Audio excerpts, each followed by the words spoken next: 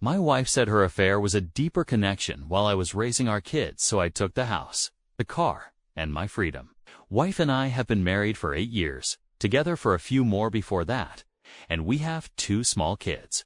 This year's been rough. We've had our share of arguments, but nothing that I ever thought would push her to cheat.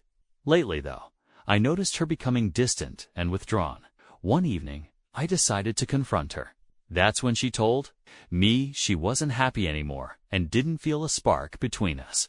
At first, I blamed myself. Maybe I'd been neglectful, not attentive enough. A fair point, to be honest. But the very next day, I saw a strange message pop up on her phone. It was overly affectionate. My heart sank. I looked through more messages and discovered she'd been talking to another man for a long time. Messages filled with "I love you" and talk about a future together. I was absolutely shattered. Following the advice from many threads I'd read online, I didn't confront her immediately. Instead, I gathered as much information as I could. I consulted a few lawyers, retained one, and got my head on straight. A few days later, I calmly confronted her and asked if she was having an affair. After a couple of minutes, she admitted everything. Long story short, it had been going on for 6 months, and she claimed it was the deepest emotional connection she's ever had. Total nonsense, but whatever. I gave her my list of boundaries: cut off contact, no more communication, and I wanted it done in front of me. That's when things really fell apart. She got visibly upset about ending contact, especially when I insisted it be done in front of me. She even asked to see him one last time for closure. I stood my ground and told her, if he's that important, pack a bag and go live with him. She backed off, but not before calling me a controlling asshole. She sent him a message this morning and showed it to me, but my gut tells me she'll try reaching out in other ways. At this point, I don't think there's any hope left, and honestly, I'm not sure I want there to be. Still, I wanted to be able to look my kids in the eye someday and say, I tried.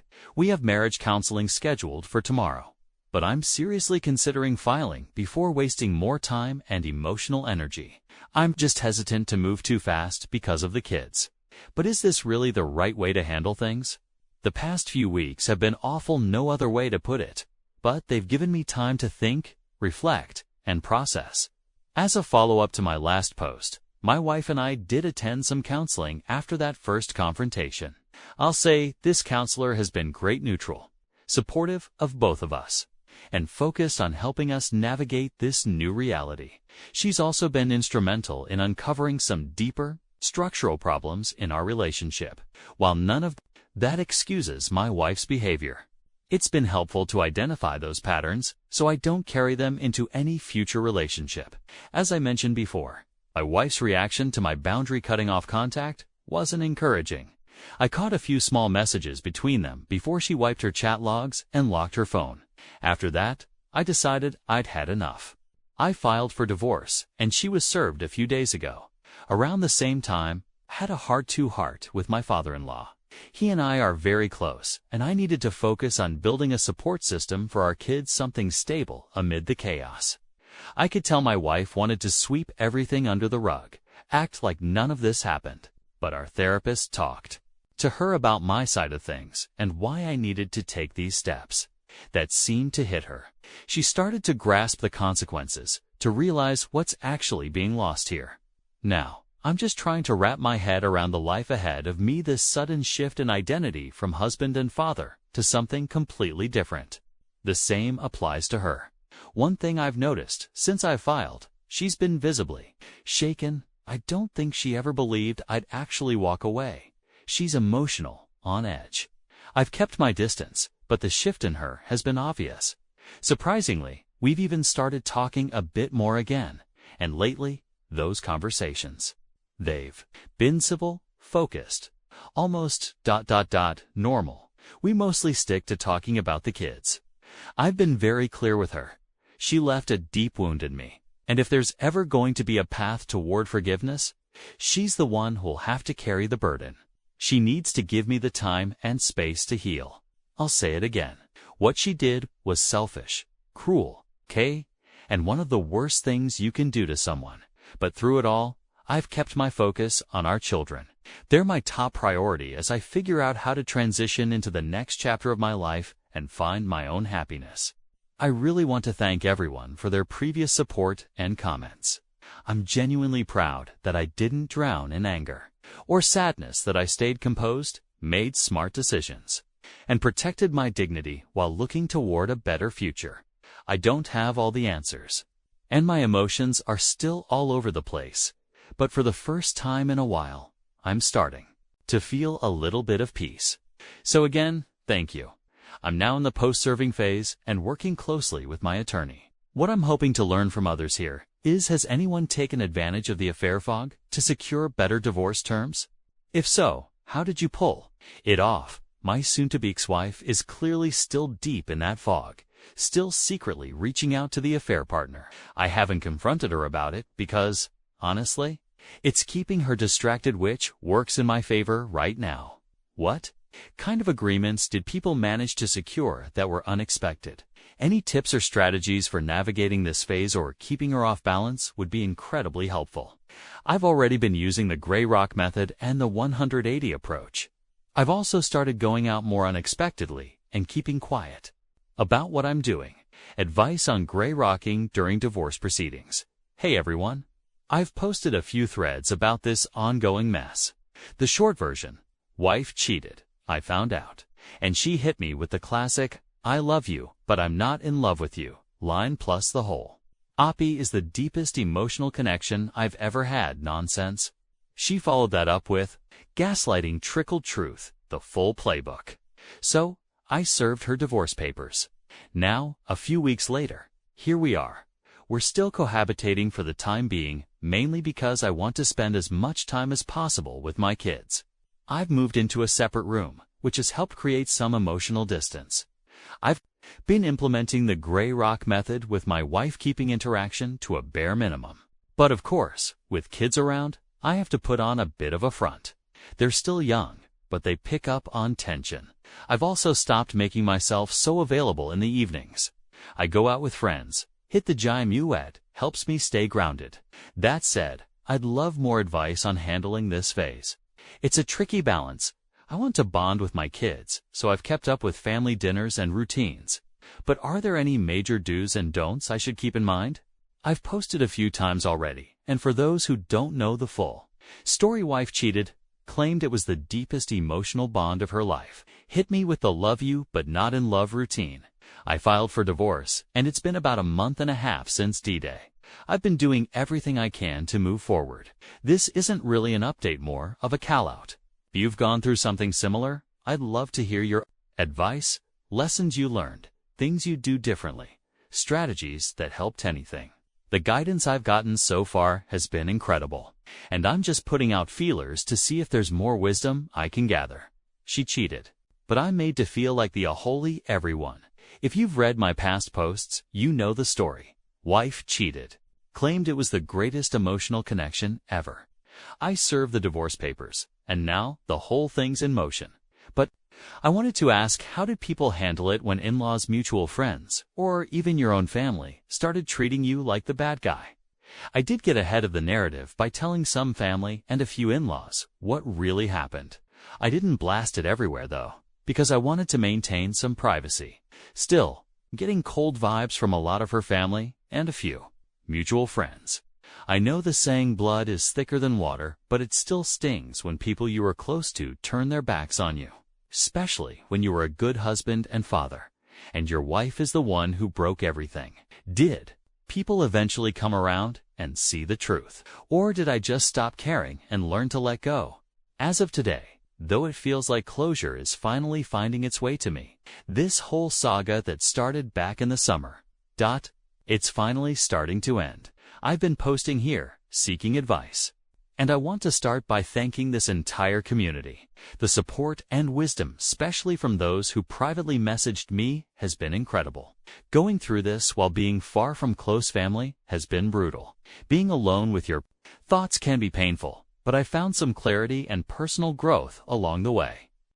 For anyone who needs a recap, one of the many threads is still up, but the short version: my wife cheated and tried to hide it. I discovered everything. realized she was deep in the affair fog, and immediately filed for divorce. The past few months have been cold, but relatively drama-free. We stayed under the same roof and continued parenting our children while slowly untangling our lives. The discovery and mediation phases moved quickly. We agreed on 50-50 custody, set schedules for holidays, and since we're in a no-fault state, the asset division followed standard rules with a little compromise on both sides.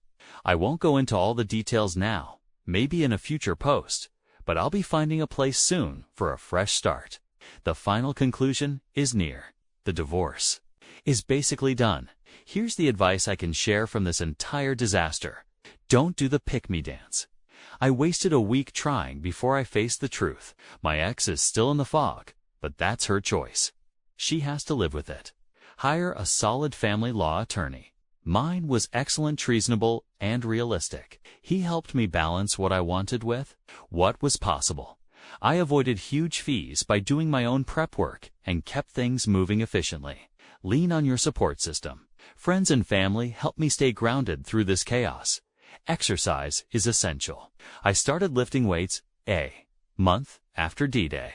It helped my mental health, and the physical results gave me back some confidence. Get into individual counseling. Talking to a therapist has made a huge difference.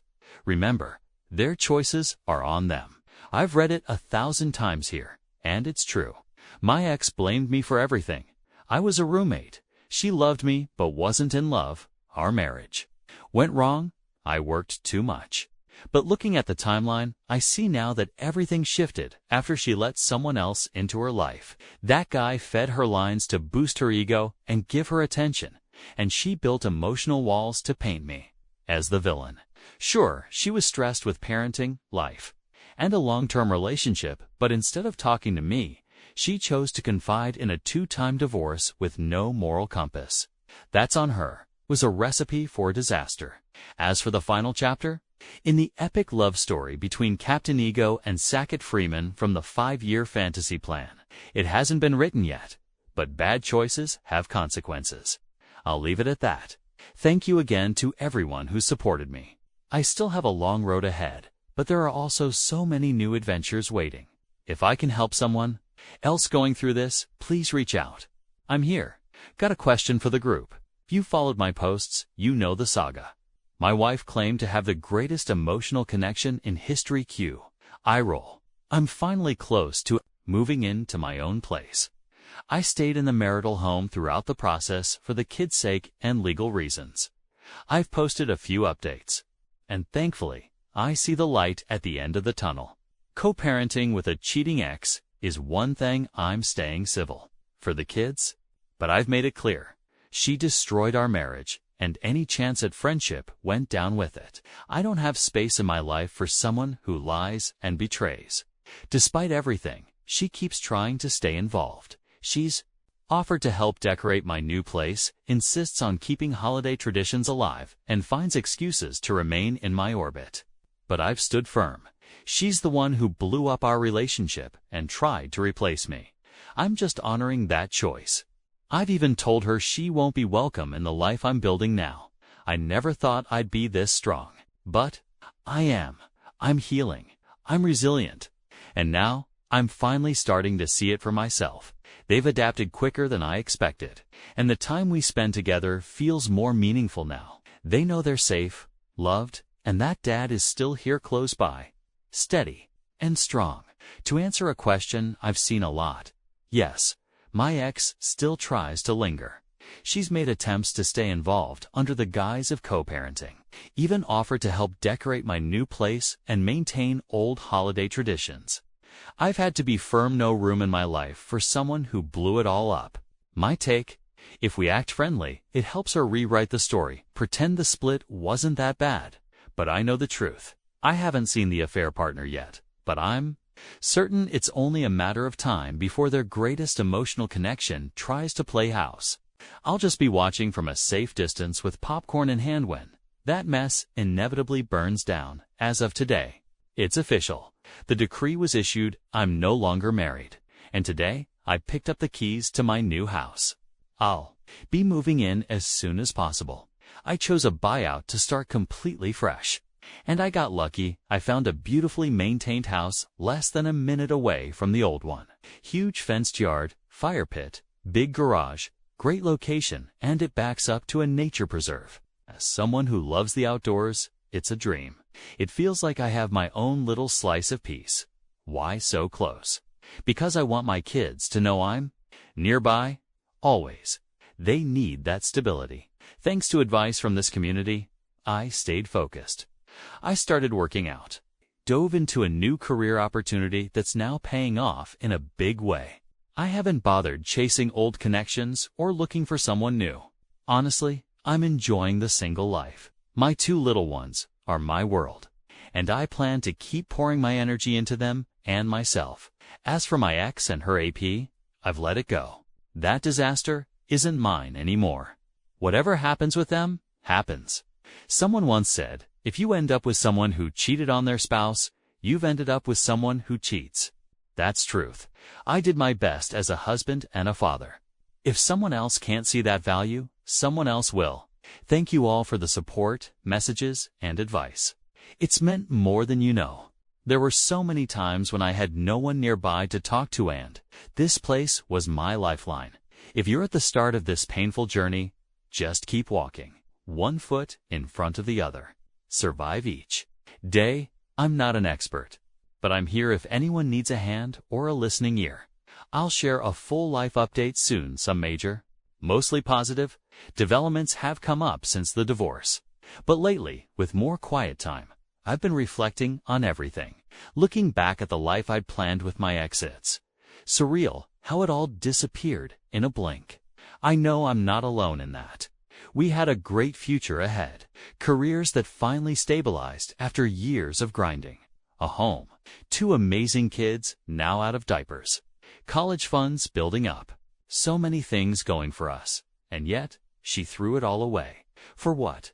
A gamble on a proven serial cheater.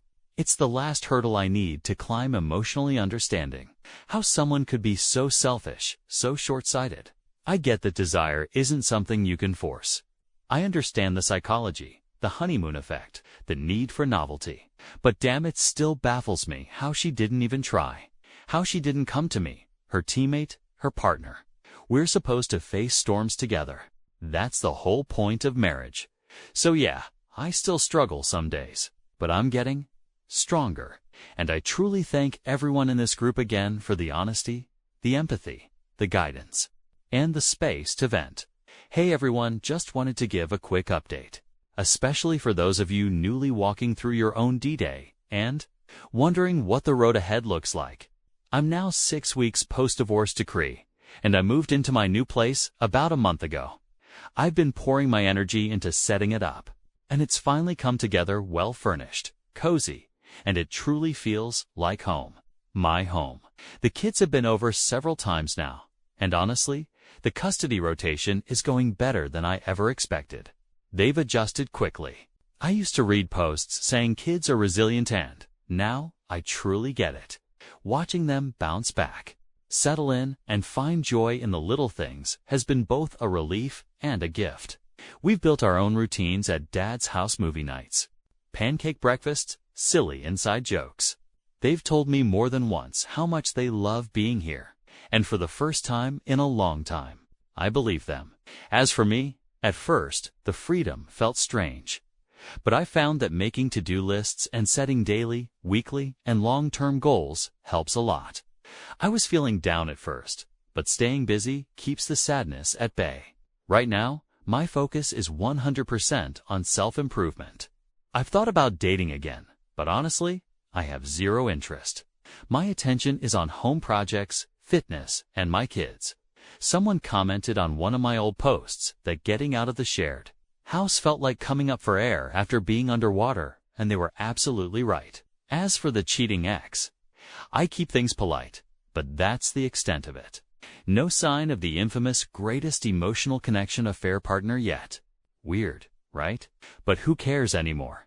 Just tonight, I sat outside with a beer and a cigar, enjoying the calm and quiet of my property. And all I could think was getting away from the mess my ex created was the best move I ever made. To anyone out there still Early in this nightmare and struggling with the decision to leave, I get it. It's gut-wrenching, heartbreaking, and feels like getting kicked in the soul.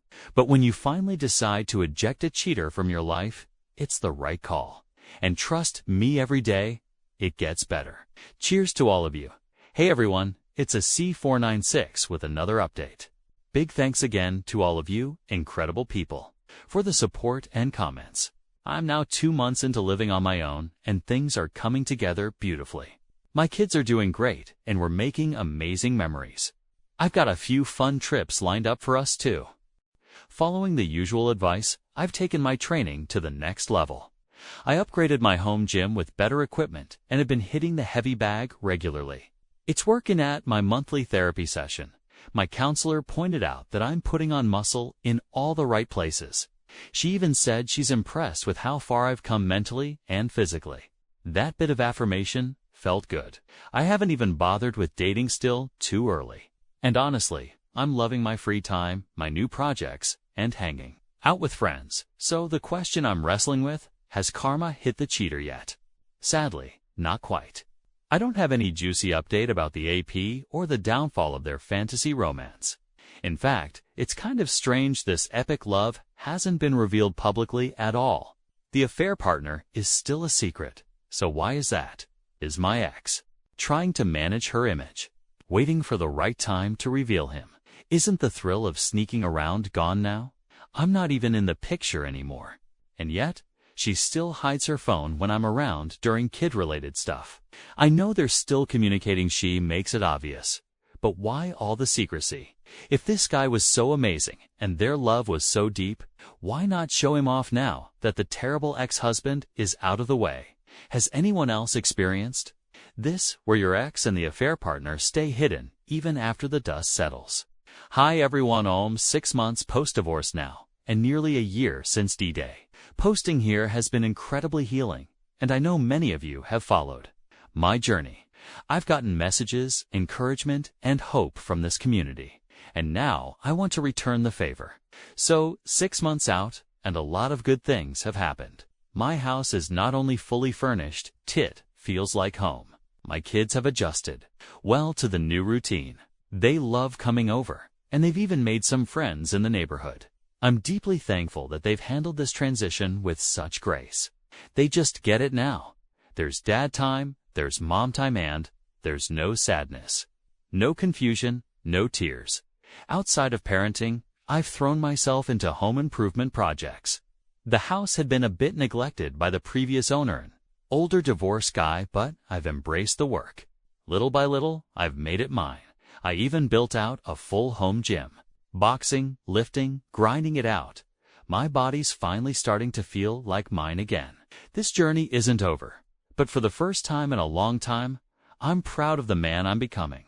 And yet, she still finds ways to pull me back into the chaos. She knows exactly what she's doing, inviting the affair partner, still in hiding, to our daughter's birthday, at my old house, surrounded by people who know the truth. That's not co-parenting. That's bait. It's manipulation. Clear as day, the whole thing feels like a trap. I already had a special celebration with my daughter last weekend. She loved it, and it was genuine. Now this upcoming party feels like a social stunt. My ex gets to parade around like a great mom, surrounded by her flying monkeys, while quietly introducing all into a family setting as if everything is just peachy. And I'm expected to sit there and smile. I called her out on it. Told her straight up how toned up and inappropriate it was to invite him. No reply, not even a courtesy message acknowledging what she's doing. That tells me all I need to know. She wants me to show up and be uncomfortable, to create some image of we're all fine now, like I'm part of some weird blended family she engineered out of lies and betrayal. A few folks here encouraged me to still attend, but to do so on my terms. Show up confident. Dress well, fresh cut. Let them see I've been working on myself, physically and emotionally. Stay calm, stay composed. Be there for my daughter, but don't linger long. Make an impression, not for them, but for myself. Honestly, I hate that it's come to this. A child's birthday shouldn't feel like a battlefield, but I'm not going to let it break me. I'll show up because I'm her dad, and she deserves that. But I won't give them the satisfaction of rattling me to others who've dealt with this kind of ambush. How did you handle it? Did you regret going? Or did holding your head high give you a kind of quiet wind? Earlier thoughts and reflections. Hey everyone, a C496 here again. I just wanted to share something from a recent conversation I had with a buddy of mine over a few too many beers. Sometimes the best therapy is just talking it out with someone who's been through the same storm. My friend went through a nearly identical divorce situation 7 years ago, down to the ex having the same birthday as mine. We were talking about how frustrating it still is that my ex and continued to sneak around, even 6 months after D-Day. I've been low contact with her, but the kids drop comments sometimes, and yeah, still stings. He could see I was frustrated, and he said something that really clicked. Dude, think about their lives. 2 cheaters stuck with each other. He's a low-value clown who manipulated a married woman with kids. Now, they have to make it work because if it falls apart, they both look like fools. You or I, we can meet someone new, start fresh. No pressure, no damage. But them, they're stuck with the wreckage. He's living in the house you built. He has to play stepdad to your kids.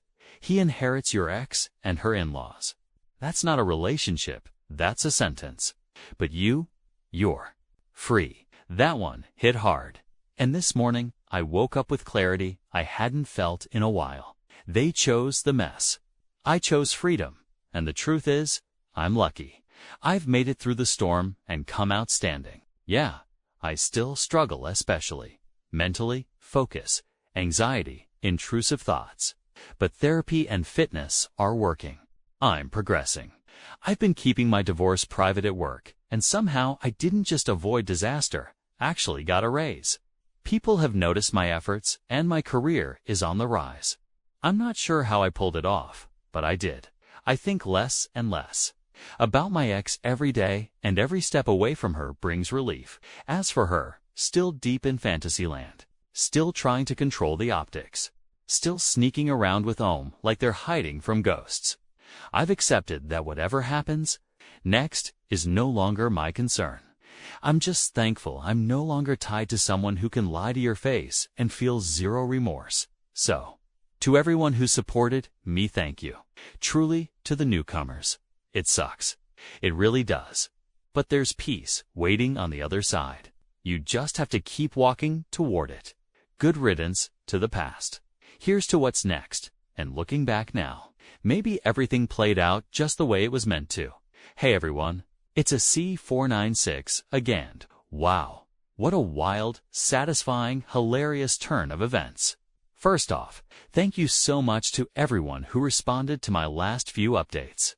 The level of support, insight, and just pure kindness from this group continues to blow me away. You've all been my life raft through this storm, and I can't thank you enough. Now, let's get into the juicy part. So earlier this week, I told my ex that I'd be attending the party for our daughter. But what I didn't do was tell her.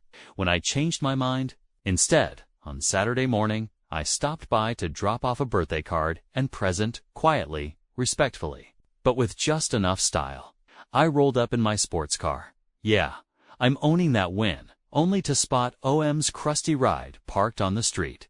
You can already imagine the grin on my face. I walked around to the backyard, and boom, there they were. My ex and mid-decoration. The look on their faces was pure panic. Couldn't even look me in the eye, just gave a weak, oh hey man, while staring at the ground. I swear, I didn't feel anger in that moment. Just pity. Like, this is who you traded down to. This is what you torched our family for. It was a strange moment of clarity. I calmly told my ex I was just there to drop off the present, and I wouldn't be staying.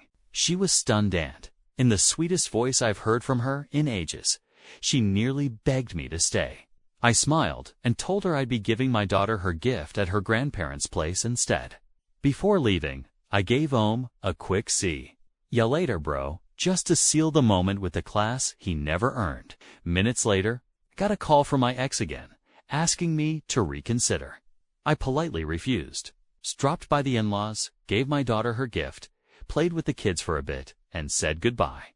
Oh, no drama, no explanation, just grace.